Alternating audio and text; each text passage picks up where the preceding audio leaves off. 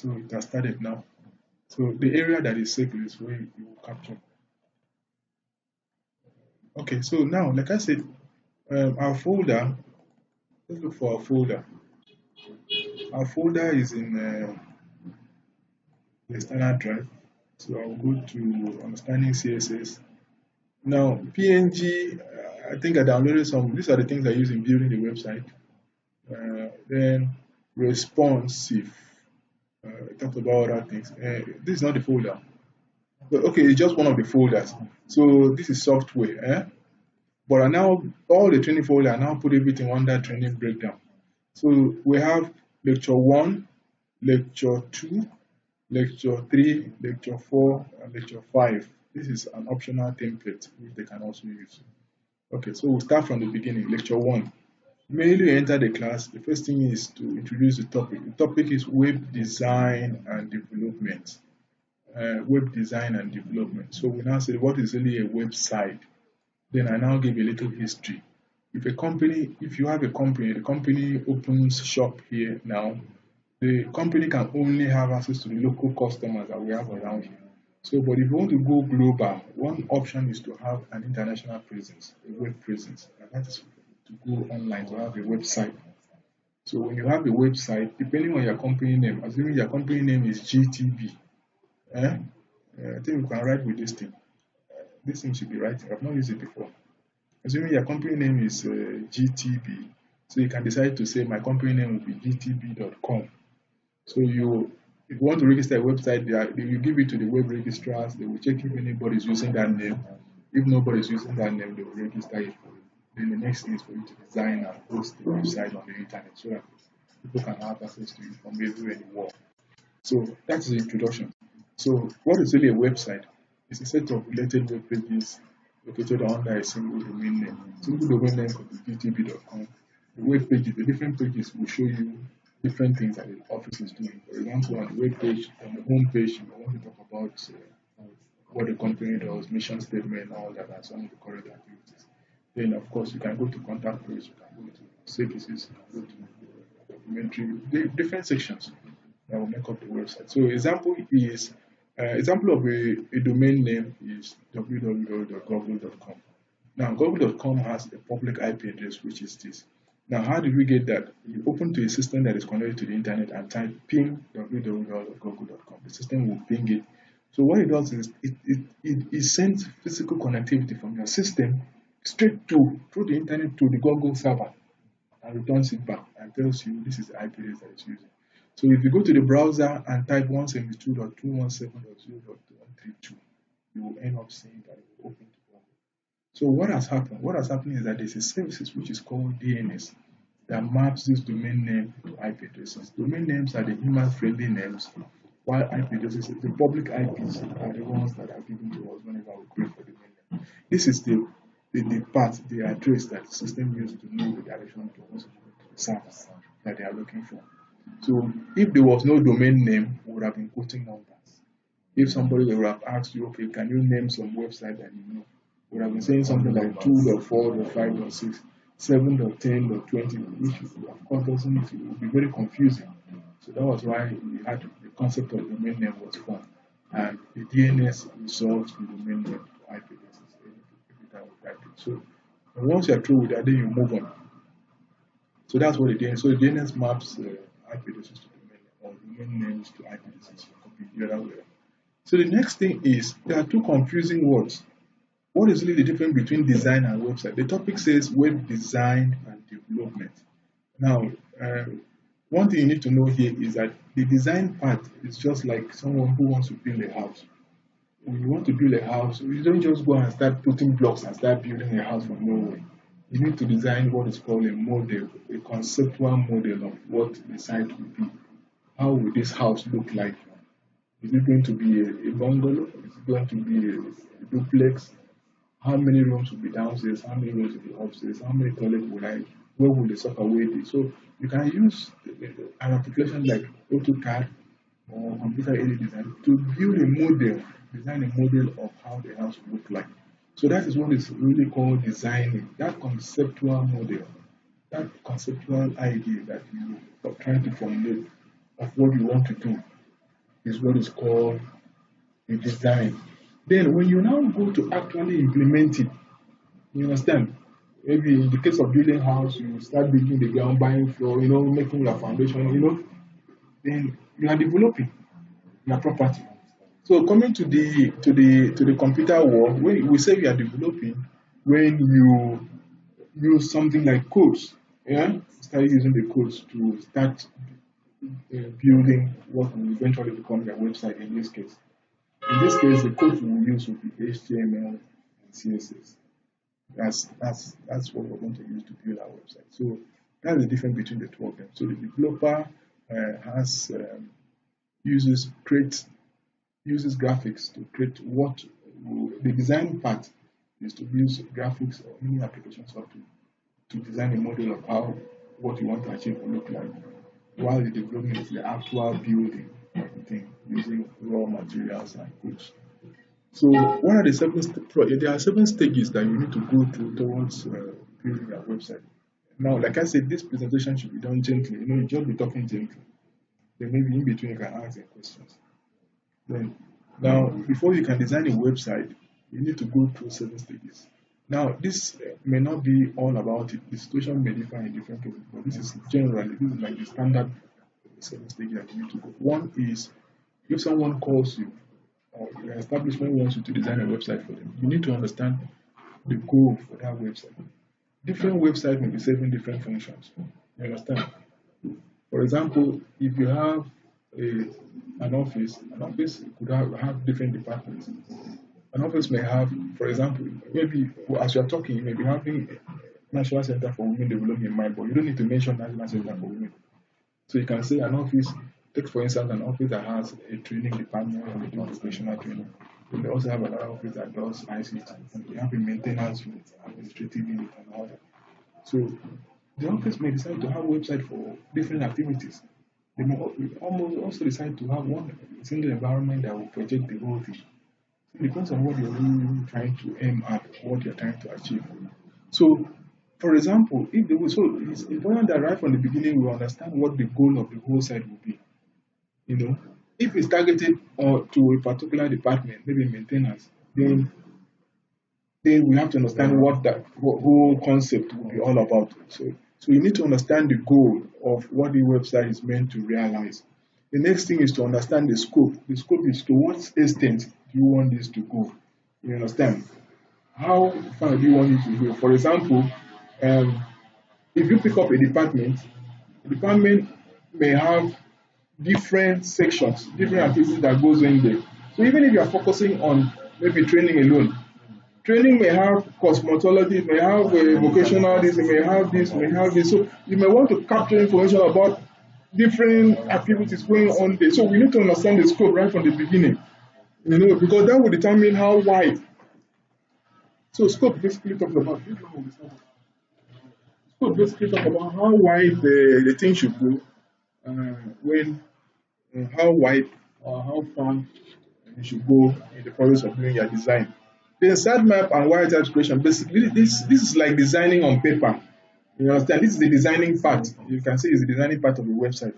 This is where you try to develop the concept, the model of how you want the site to look like on paper. Then once you are done, a sketch of what you want. And once you are through, then you now go to the real content creation. Content creation comes in here. The content comes in different ways. It could even be information about different things you want to talk about. The real implementation begins with the content, creation. So you develop content for each thing. For example, if you want to talk about vocational training, you need to talk a lot about what is it all about, who have been the people who have been doing, what are the courses, who have been the people who have been graduating and all. So you develop the content for that. Because the content is very important in getting your website.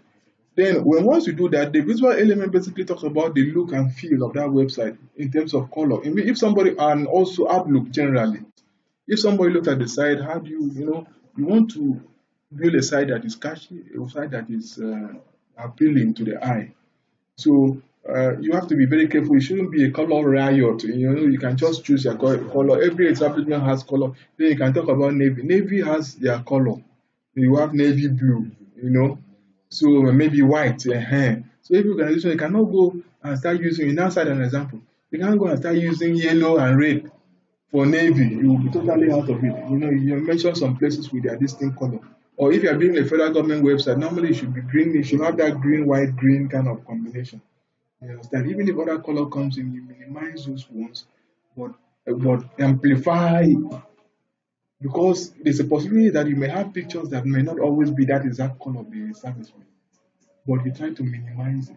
But let the other main color overwhelm so that overwhelm the other, you know. So visual basically talks about then by the time you finish designing and developing the site, then you need to test it. Testing it means you have to host it, then you can even call people to look at it and tell you how they feel. Then this is where issues of linking, you know, the hyperlink, that you know, all of them have to be properly tested to be sure that they are working. You know, so all the hyperlinks should be tested here, everything should be tested. People should work on the site. Then whatever complaint they have, you receive it and make corrections. But once you are through with the testing and every other thing is working, all the hyperlinks are off, the colors are well set, the content is well written, spelling checks, everything is being taken care of, then you now launch the site. But even launching the site does not necessarily mean that the work is finished. Because if you read most articles, they will tell you it's a continuous job. In future, you will still find out after from those, some things needs to be changed. So, but that is why sometimes it's good to understand the scope.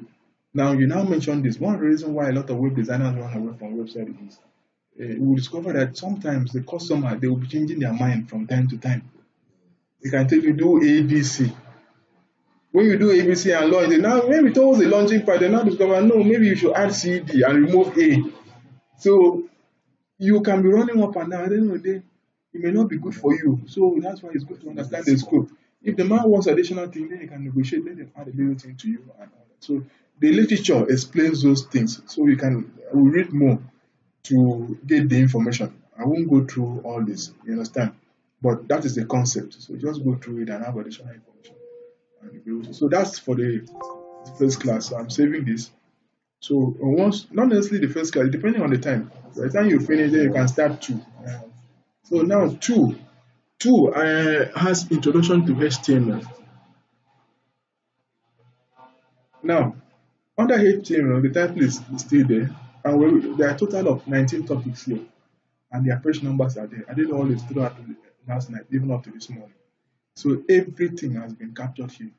Now, introduction, you can talk about hyperlink. HTTP means hypertext markup language. It's a widely used programming language for the development of web pages. Then you can see development. You wouldn't say design. You have to know that word because of the difference between design and development. No, first page, I'm on first page. Used to develop website. Development is the actual process of building. You understand? Then this was created by, mentioned the name, Ben Lee in the late 1970s. There are different versions, but the current version is HTML5. So, audience, you expected that the people who are coming here, and you look at audience, I'm at audience.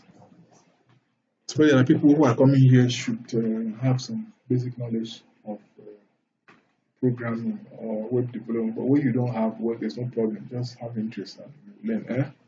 Prerequisite. Well, it's also expected that maybe you should have used something like Notepad, and you should know how to move files between directories. You know, remember that thing I told you? We put something in drive C. How do you, and you want to call it from where? How do you say C://? You know, that's the part. You have to understand all those basic things.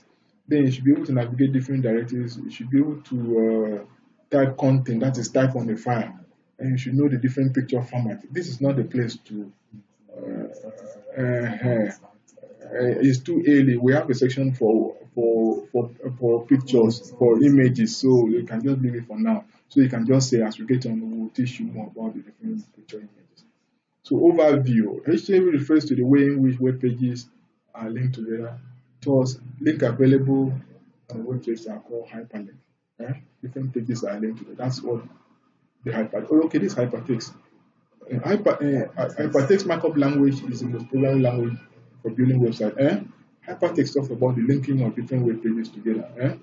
Now, HTML is markup. Why is it markup? Because it has tags. Those tags can determine how the document will be structured, the website will be structured. For example, I now added an example here. So you have to discard every other word. But I took time to write this one and test everything. For example, this was not there. For example, we have a tag here. This is a paragraph tag.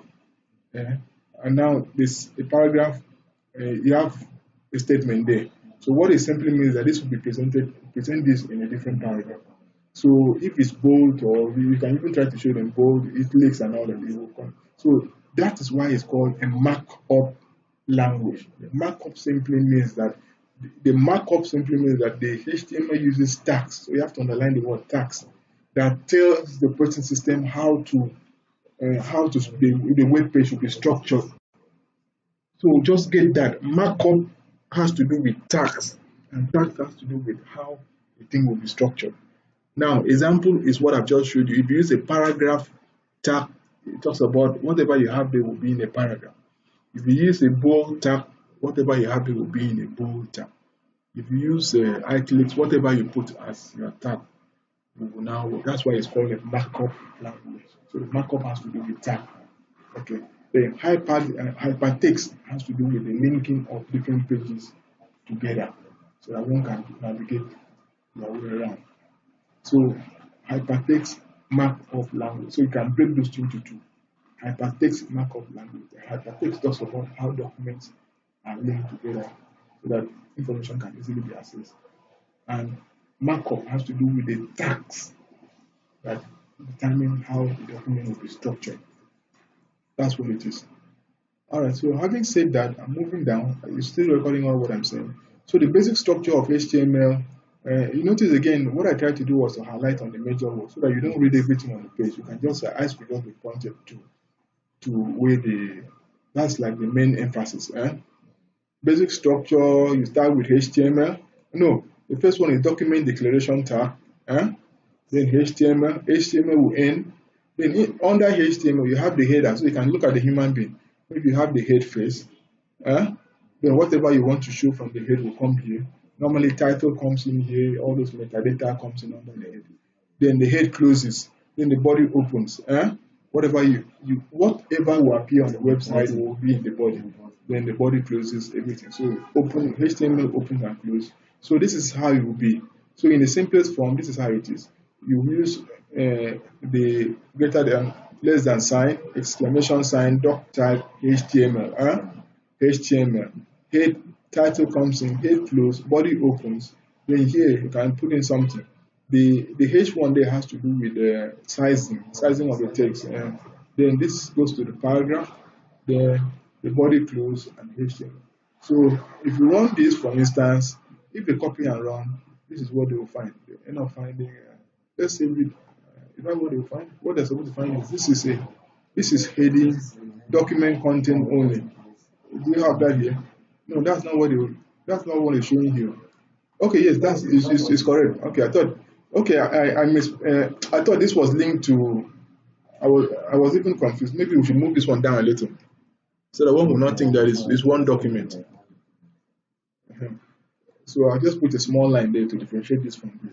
This is heading, document content. So that H1 is for header. You can alter the size of the header by using the highest is 1 to 6.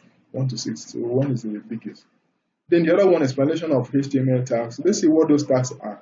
Now, document HTML tag basically declares, you can even highlight this, it is used to understand the version of the HTML that we're currently using. So the declaration tag is used by web browser to understand the version of HTML used in the document, current use in the document. Current version of HTML is 5, and it makes use of the following declaration. So it basically told me that talks about the version. So the current version is that.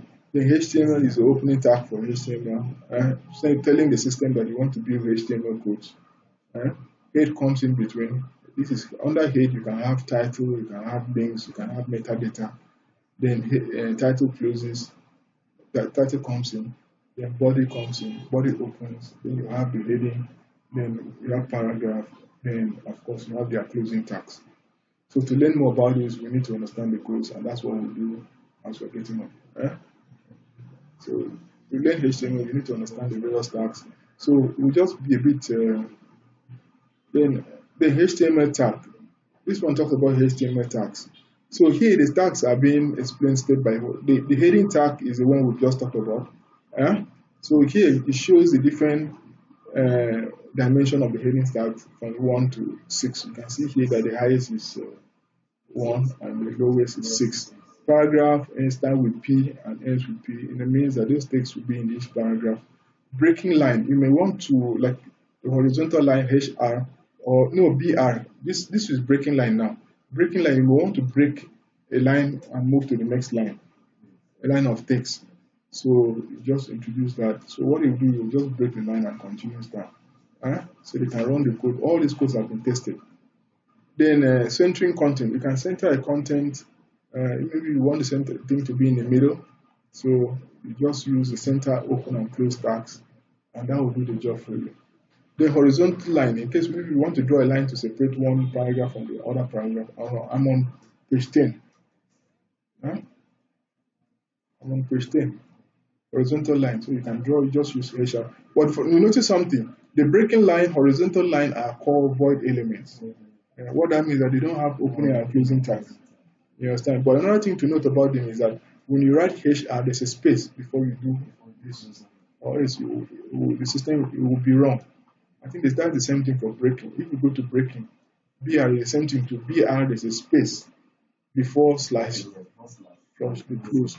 If you close it together, then you can be telling them, you can take a little time, maybe tell them to close and see what will happen, But you too can also run all those ones to see ahead.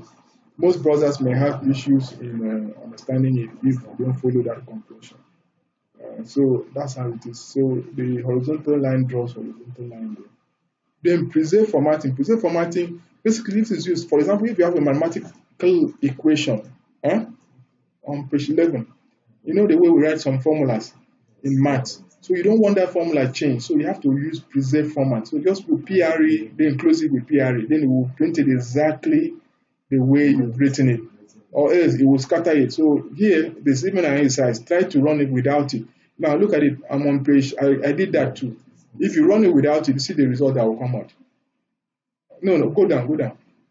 If you run it without it, I wrote something. That's how it is. Everything comes as one. It doesn't come out the way. So if you want to preserve the text the way it should be originally, then that is what you use. Then non-breaking space. Non-breaking space is normally used if you want to make spaces instead of just using an empty space. Normally we use it if you want to make spaces between the text that you have. So you can just say is ampersand NBSP. That is non-breaking space. NBSP. So when you do that, you close it, and that's the result you have. Then HTML elements. We have two types of elements. We have the one that has starting tag and ending tag. Then we have the one without the, I'm on page 13, without the closing tags. Those ones are called empty or void element. Are you there? No, if you are, okay. Well, if you move your, there's no problem. If you move your, you will now probably will change my paging. I don't know why. Okay, are you on page 13 now? I want you to see 13 because I highlighted it here. No. So you see, I highlighted so your eyes will see that one when you have an empty. So example of this one is a breaking point, horizontal line, HR. But they should remember that there's a space between BR space slash, no that space or else. So that got called void element. You don't need to close them. So still talking about nested. Nested, I'm going to nested now. Nested, you can combine nested like a bed nest. I'm a nested element now. That's what we're. I'm a nested element. You can combine a bed nest. You can combine a tag element with another inside another tag element. Take for instance now, the italics is combined where you have H1, the header tags. You have the header tags, but in between you now put italics. You put italics. So that's nested. Or the second one, you have paragraph, then you have underline. So what it does is it will just work and print, do the, it will print it out and still give you what you're looking for. So I highlighted something here. In H1, the nested element H1 is nested, nested H1 nested for Play Store inside another. So that's what I'm trying to say here. if you have another HTML tag element that is already built into another one, so it becomes the next. The next is something that has like a complete string. Now HTML attributes. Now attributes normally have what is called a name and a value. Huh? I've not applied the chemical, so we forget to buy clean that time. So I have to go buy the clean now. Which clean?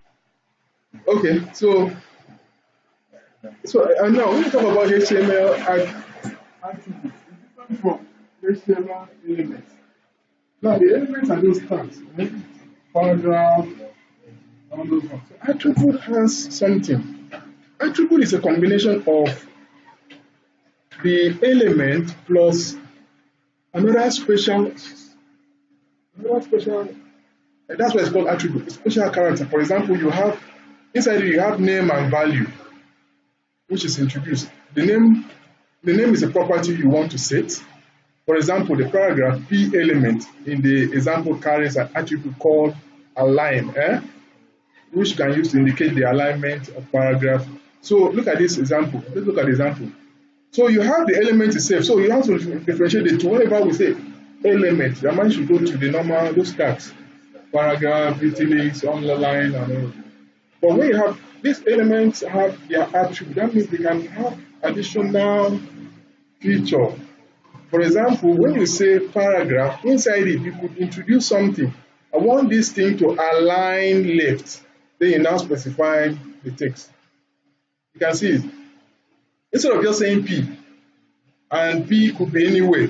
But no, there's a default part. The default part is always left if you don't put it. But here, this is a way to show you that it could go to the middle, it can go to the center, it can also go to the right. So that's why we have left, center, right. At the end of the day, you have these three outputs. If you run it as once, you have this first output, second output, and third output. So that is what an attribute, and an attribute extends, because it is extending the function of a typical element. So that's what it does. Then there are other attributes. The core ones are, you can set it as an ID, as a title, and as a style. Anything style goes with Castell's style sheet. So style uniquely identifies, just like you give the ID attribute uniquely identifies any element within an HTML page. Just like saying, giving somebody an ID number. So style uniquely, for example, when you say ID is equal to HTML, this para explains what is HTML. So ID is also the same thing, name and a value. The name here is ID, and ID is given HTML. Then another one, ID is given CS. So wherever HTML is called up, the value will automatically appear. Let's see. Okay, we didn't use any example here. No, the value is whenever you have equal to something, whatever is there is the value. Equal to is the value. I'm going up again, so you can see it. Anywhere you have equal to something. For example, here the value is left, align left, while align is a name. The value is exactly, those are the values. So in this case, ID. So this one can take. So they can see the values can take any number, any name. So you can say ID HTML, ID CSS, ID John, ID Ada, and all that. So Ada could be called up. Whenever Ada is called up, then that's. So you see example. There was no example on that one. I don't know why, but title has an example. Let me I think we need to. Some student can ask you to write. Let's see how this one is. For the title has the title attribute. Now let's see what the title attribute gives. What a suggested title for an element. Now this is how this one works. Now we know that the title here is the title attribute example. But here we have an attribute here called title, which has hello HTML. Then it has its own detail as title, heading tag, example. So now this is what happens. When you run this, see what happens. You expect that what will show actually is title, header, tag this. But if you take your cursor, so you have to indicate this. If you take your cursor close to this thing and leave it, hello HTML appear. I'm on page 17. These are new. No, it's not in the other one. I had to do all this one yesterday. If you run this, eh? So what this one does is that it gives a now look at this. It gives a suggested title to the title that you propose.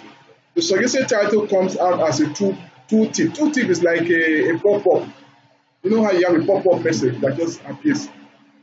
The tooltip is a small pop-up window that appears when the user pauses the mouse pointer over and points. That should be points, not pauses.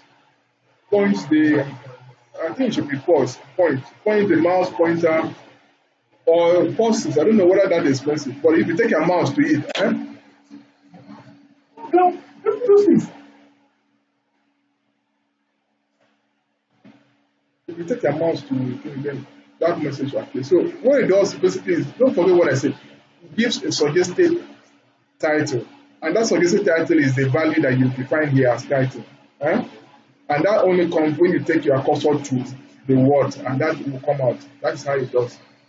Then style is normally from cascaded style sheet. This is an inline, and you know when something is inline, that means it's part of a text. For example, you see style is equal to font family area. That's the font type, is area. The color is this. That is in hexadecimal. Then some text. So what it does is that it will change this text to that style and that color. That's what it will do. The only example we don't have is ID. Okay, can we write a code? Maybe we could just pause for a while.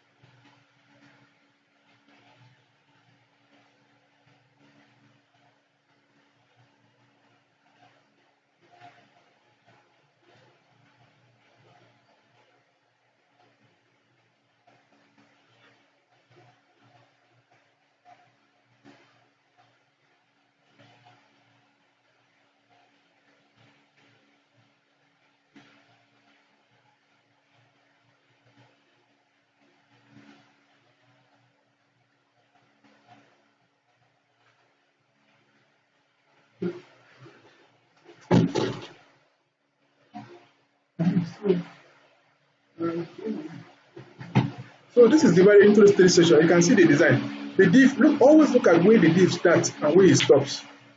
Eh? Have you seen div ID menu? Then it now stops after the menu section.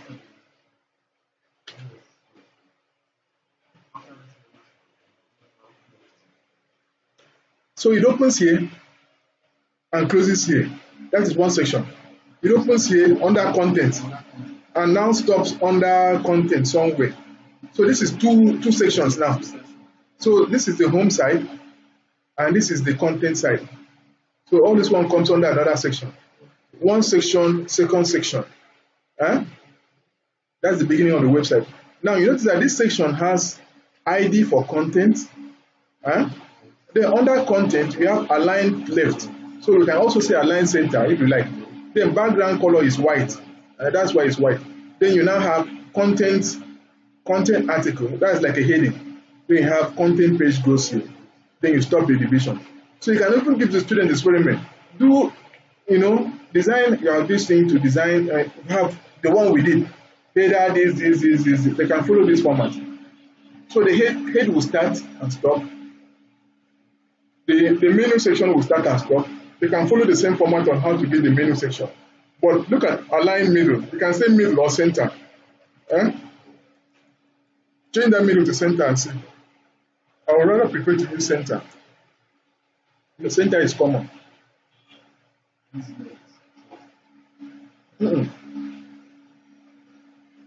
On the menu side, where you have middle, change that middle to center and run it. Let's see.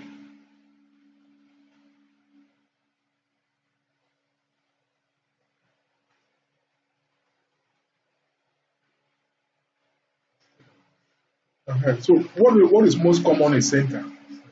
In case you go and type middle somewhere and maybe the thing doesn't give you what you're looking for.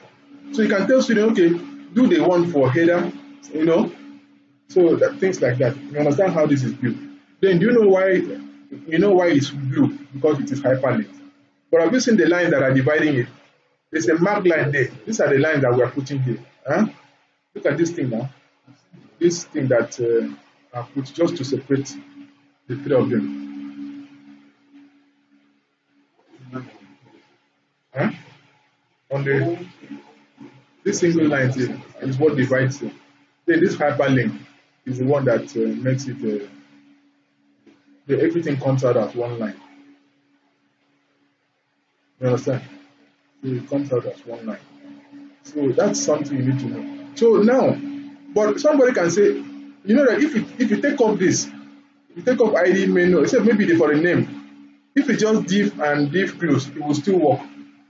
You know, but these are just additional attributes. As if we are extending the functionality of this, we are giving it more features of what to do.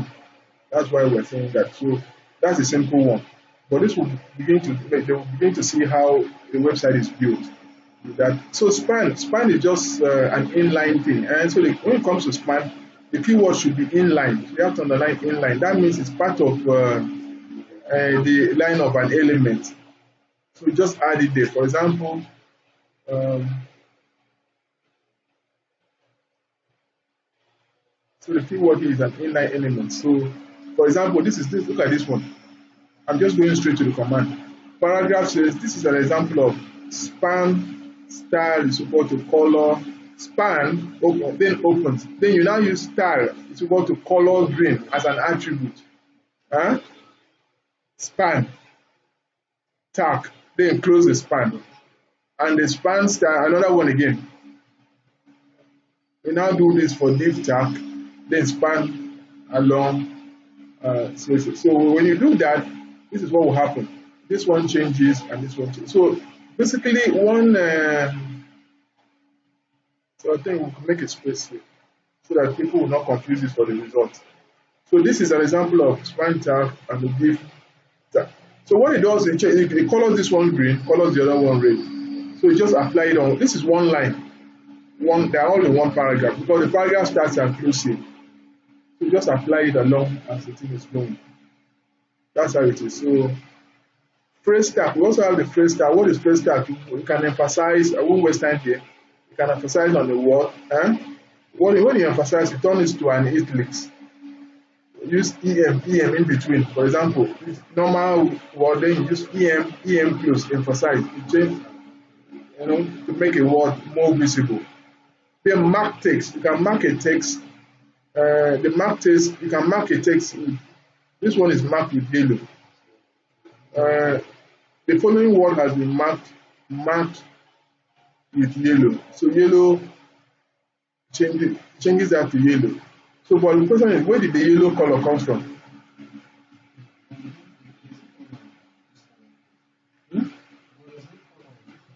Oh, now let's see what is it. Anything that appears in a marked element is displayed with yellow ink.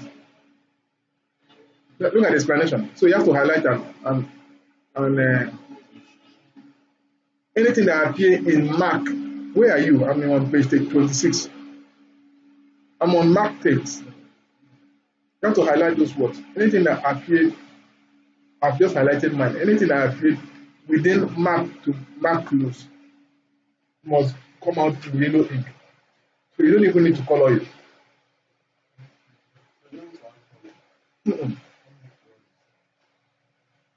Anything.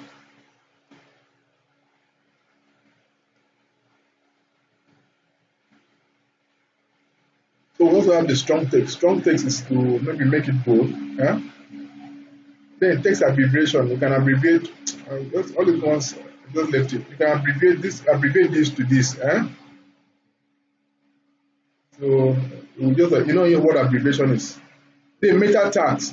Meta tags, we talk about meta tags a lot. I'm at meta tags now.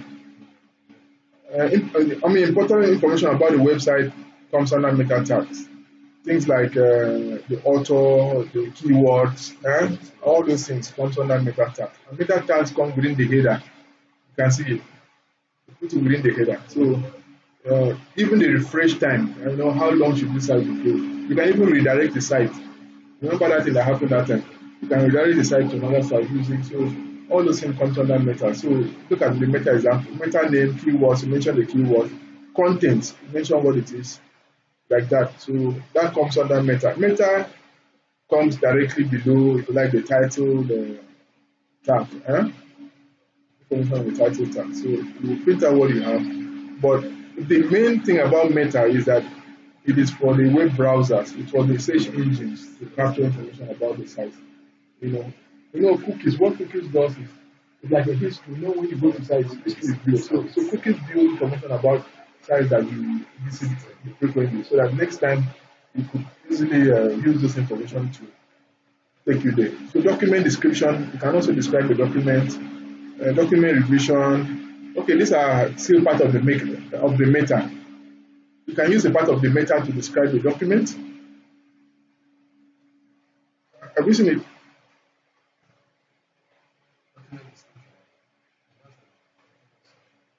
Alright, so you can use it to describe the document. Then the document revision date should also be there. When was this site revised last? Then refreshing time. How often do you want this site to be refreshed? They are all specified there. Then page redirection. All these are meta information. So at the end of the day, all of them comes in here. Even setting cookies. You can set the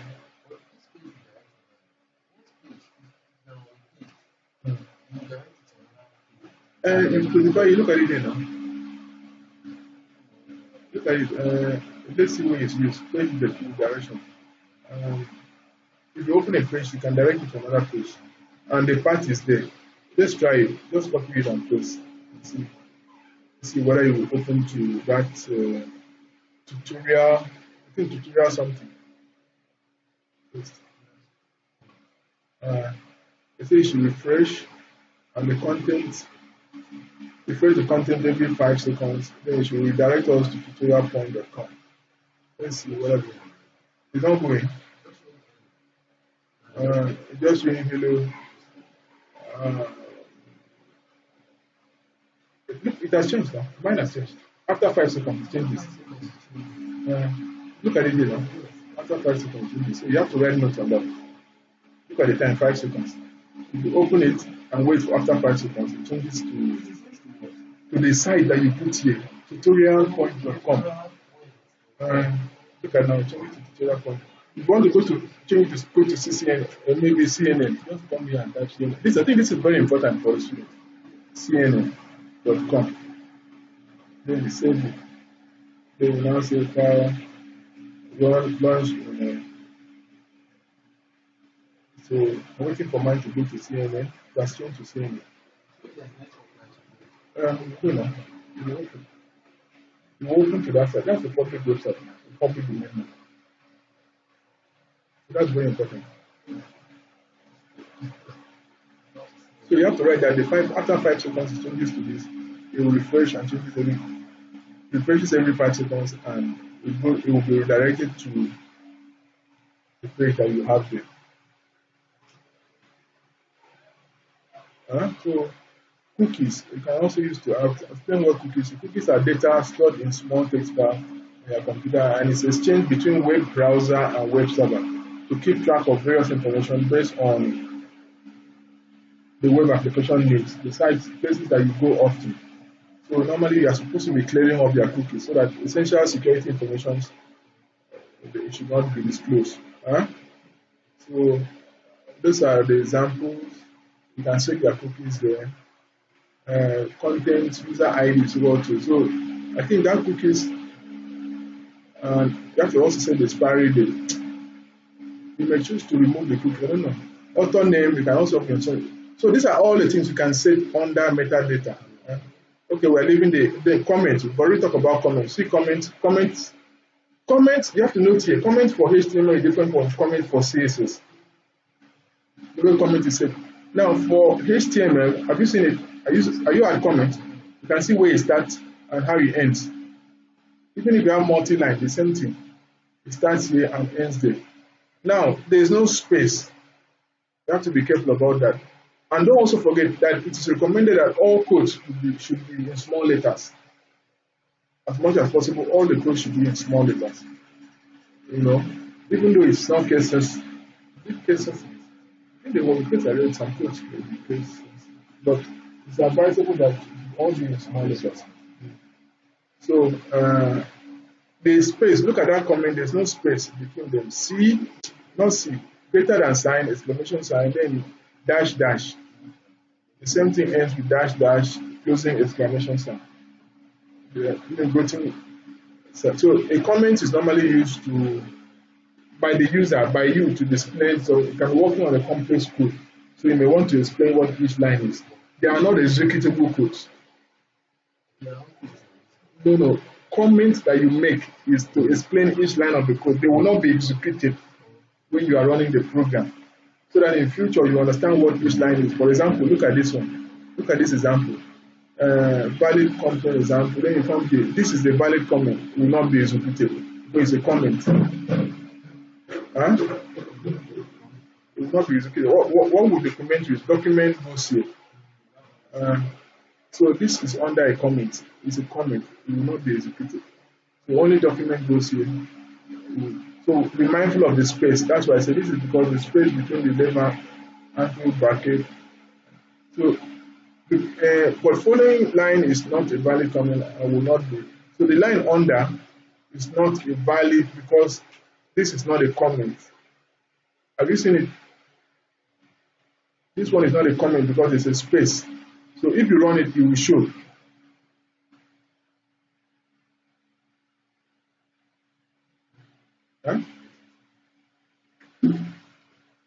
If you run this will show, this comment will show because of the space. Now you can use a technical word, it's called angle bracket. Instead of saying greater than sign and angle bracket. This is called angle bracket and the exclamation mark. It's a space there. So because it's a space there, the system does not see it as a comment anymore. So it will just reprint whatever you have there. So that is not a valid comment. So you have to know that. For multi-lines, just take up the first one. Wherever it ends, put the last one. That becomes a comment.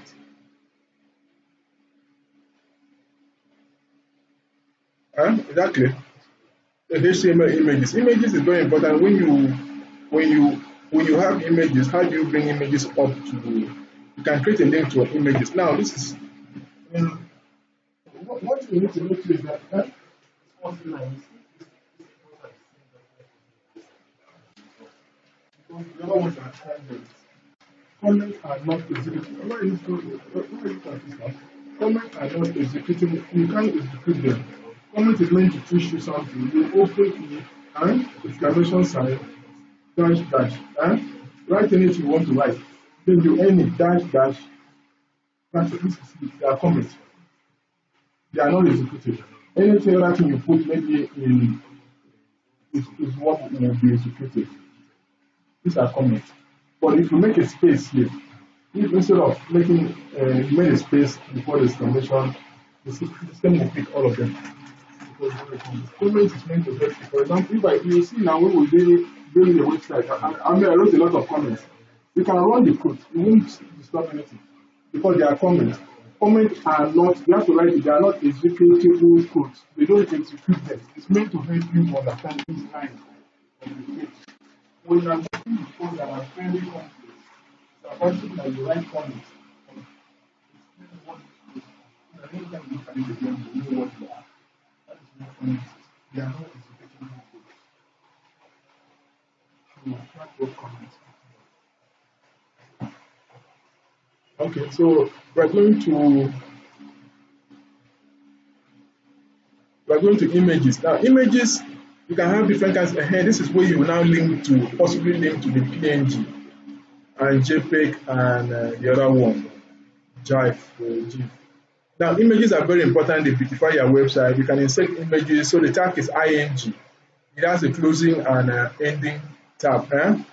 So if you want to use the path, use SRC. SRC is like the source, where you are getting this information from. Now, again, let me say something here. If you are running from, you have this. If you don't want to have complicated paths, assuming you are not hosting the exam, you are running from the system, please put it in drive C. It's easier to say C:/. Then the folder name, you can create a folder called images. Images.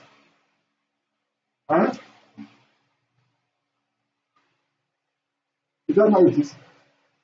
C:/.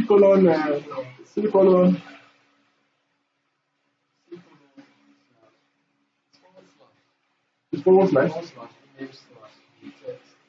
That is C:/image. Is it images? Images or image or whatever you want to call it. It's like the name of the so it's easier to use this than to go and do document setting this. That is too long. Don't put it in drive C. Just put it in drive C, get a folder there and then don't direct it. But if you're working from XAMPP, XAMPP don't open things like this. So XAMPP is a host. XAMPP is a host. So to open any image from that, I think that's what we should install XAMPP. I'm going to install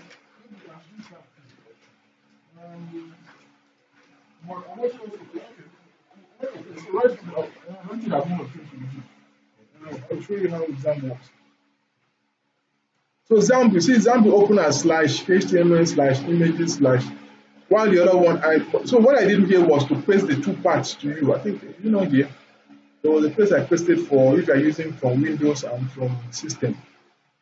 Okay, maybe not in this example, but as you're getting down, you see how I use it. Okay, so this is if you're hosting on XAMPP, /HTML is supposed to be a folder under your web host. Images /text. That's how it's done. If you are calling it up from XAMPP. Now, so once you do that, the image will open. But you can also create. This is the image location. Now, what happens here is watch this one. Like you see, alternate. I'm going to set image location. Alternate simply means when you don't find this image, return this text. I hope you understand that. When the image is not there, text image will appear. That's it. Then image, you can also set, these are all the attributes. You can set image size and width. Width this size, height is this size. Width is the horizontal, height is the vertical.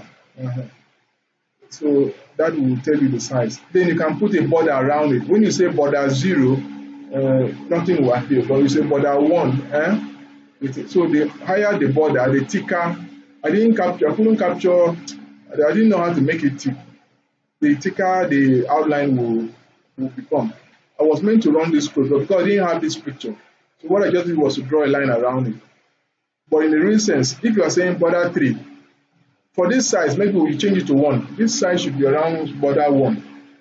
But that's the thickness of the border. It shouldn't be more than 1. Because as you're getting to 2, 3, 4, the thickness becomes very thick. So that one is clear. Now, setting image alignment. You can align the image. These are all additional attributes. So we've seen image location. We've seen the alternate name, text name. We've seen border. We've seen alignment. So you can align it to either center or wherever you want. Then tables, HTML tables. Again, if you are calling the image from drive C, you'll be C:/images/ the image name. So what I want to show you now as we're getting on is how do you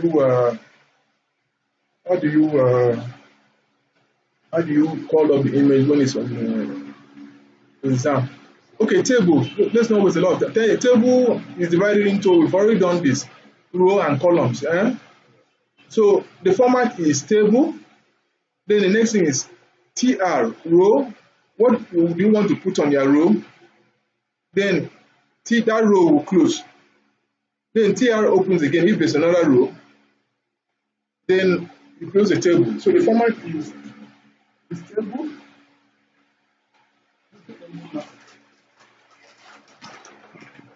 So the format for table, so we can spend a lot of time here.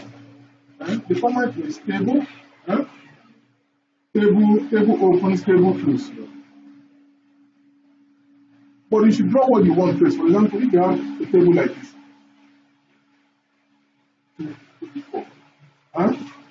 now this is a table of how many rows and how many columns. So three rows and what? 3 columns. So 3 rows. So when you open the row, TR, row opens, then TR is always good to open and close so that you know where you're going.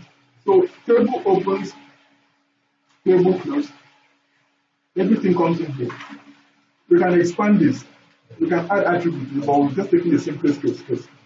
Then the first row, TR opens, then TR will close.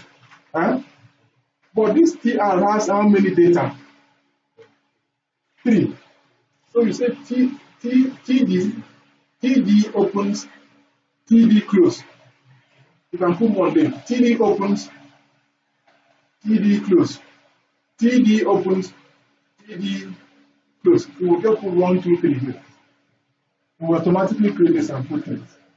So repeat that for this, repeat for this, and for close it. Then you now create this for this. That's how tables are created. Then you can now add other attributes. For example, you can explain it and say the width of this table should be 100. That means 100% need to cover the size of the screen. That's how to, but this is the simplest form. Another form we want is the case where the table, we start having row span and column span. You can do a lot with that. That means, for example, you can have a table like this. But the table may have the first row, second row, but this one may be divided.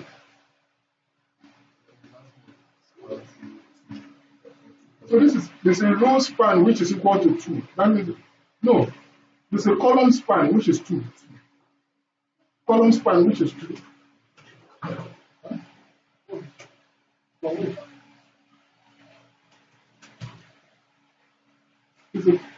There's a column span that is 2.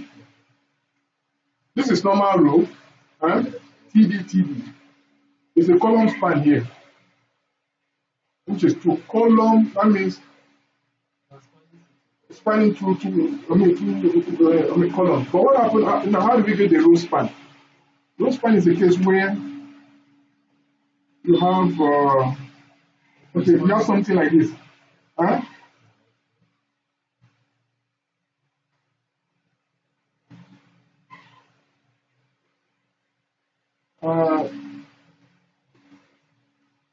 No.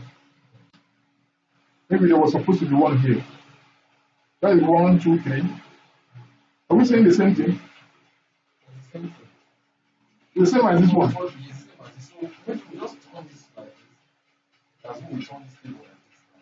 We turn this table this way. Yes.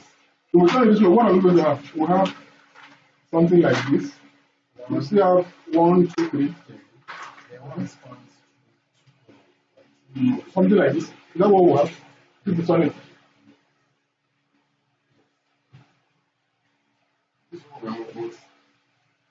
If this is closed like this, then if this is like this. Okay, so you can see that this row, there should have been a row here, but this is spanning between the two of them.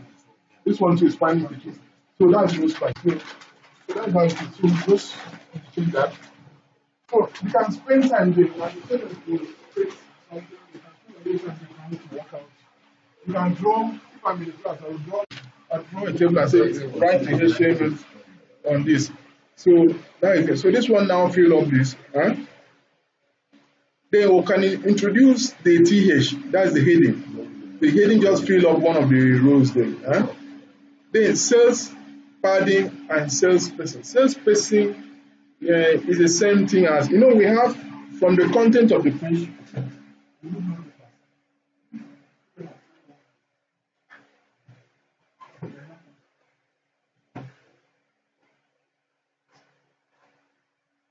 Now, let's understand this concept of padding.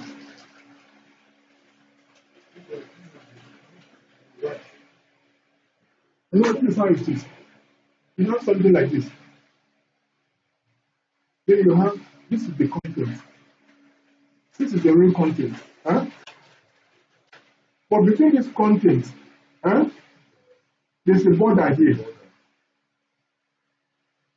So the distance between the content and the border. No, this is how it is. Inside this content, assuming this is the content, the distance from here to here is the padding. The distance from this point to this is a border, or what is called cell spacing. While the distance from here to here is the margin padding. I hope I'm getting it. The space. So the space from the border, this is the border. You have to always understand from this content. Let's look at the content. The content could be this. If I write 1, 2, 3, the space between here and here is a padding or cell space. Padding. And this padding can be either left, right, top, or bottom. Very important to know this. Can be either left, right, top, or bottom. But from here to where the border is, there's another space. This is the border. This border spacing, like on cell spacing. Then between here and the top too, from where you have margin, you also have margin. So all these things are options, and they all have left, right. Well, in this case, the cell spacing is actually the spacing of the border. It's almost like the border spacing. While the padding is the space from the contents to where you have the border. So you can see. So what you could do is you could tell students, if they are still confused about it, change these values. You understand? When you run this code, change this cell value, maybe they start from 1 at a time. Change the value of the cell space and padding and see what it is. For example, let's run this. So that they will really appreciate how it comes out. Copy this and run it here. So I'm pasting it here. So when you run this code, you save it and run it. This is what you see.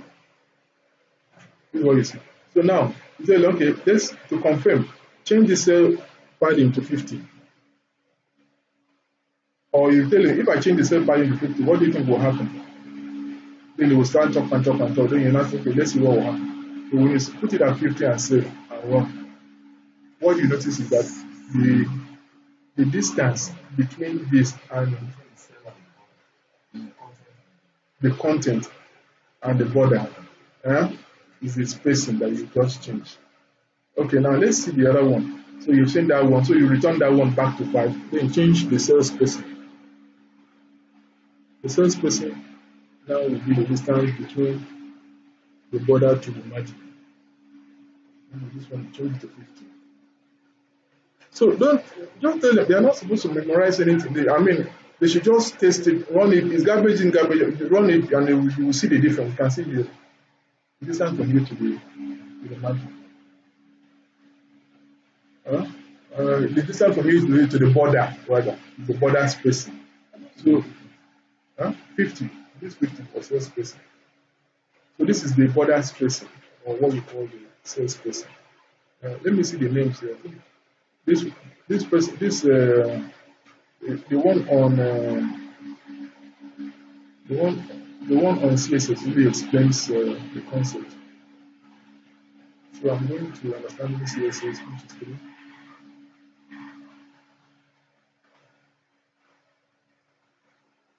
So look at it here. So this is how it's explained. You can use this or this. So we have cell, content. No, this is the other one. This is the CSS part. Content. Maybe I don't know whether we need to have this diagram. You may want to. So maybe we just copy the diagram and put it around where you have that spacing, cell spacing. So maybe in between here, you just put. You can paste it under here. And put it under before the thing begins. Content. This is called padding, but what is called padding here is what they are calling cells. This one should explain it. Cell padding, the distance from the content to the border. Then from the padding, from the border, the distance, the border spacing is what is called cell spacing here.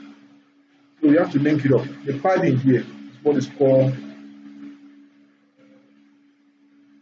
But does this really explain it? This looks a bit confusing. I think we should not include it for now. Let them work with, let them just change. Because if you see the way this thing is coming out, look at how this one is coming out. This really explains it. The first one, it was the inner box that really expanded. That really shows the distance from the content to the you call it the border, to the padding. You see, the padding is a space from there to the border, if you like. Now, the distance from that border to the margin, to this top, is what is called cell spacing. So maybe for now, that's what is called cell spacing here. Is this one that we are increasing now? You see, there are two borders here. Let's look at it. There are two borders here. The first border is the content border. The second border is the overall table border. So maybe some of these things you can write them down. We have the overall table border and the content border. Now the distance between the content and the border, the cell border, is what we call cell padding. And the distance between the border to the overall table border is called cell spacing. So cell spacing increases this space here, while cell padding increasing the space from the text to the border, to the inner border. Or you want to call this inner border, outer border. So the space between the content to the inner border is called cell padding. The space between the inner border and the outer border is called cell spacing. Maybe you can just add it. Maybe if I were you, what I would just do is I can snap this diagram paste, then I could just draw an arrow and say this one is the inner border, outer border, distance, so that if I'm looking at it, I will know where those things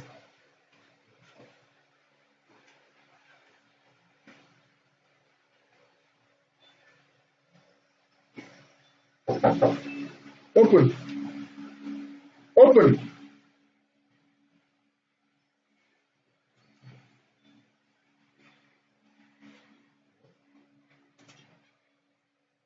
Who's there?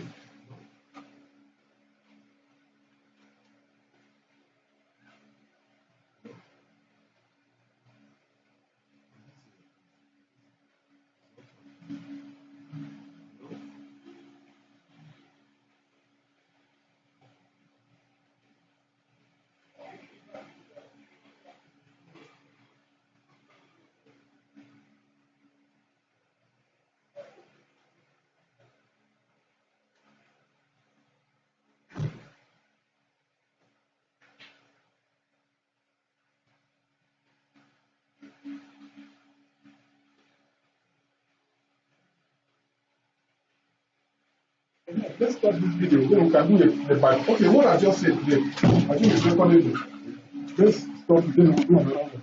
So that so that when this is if it's too long, this is almost 1 hour something.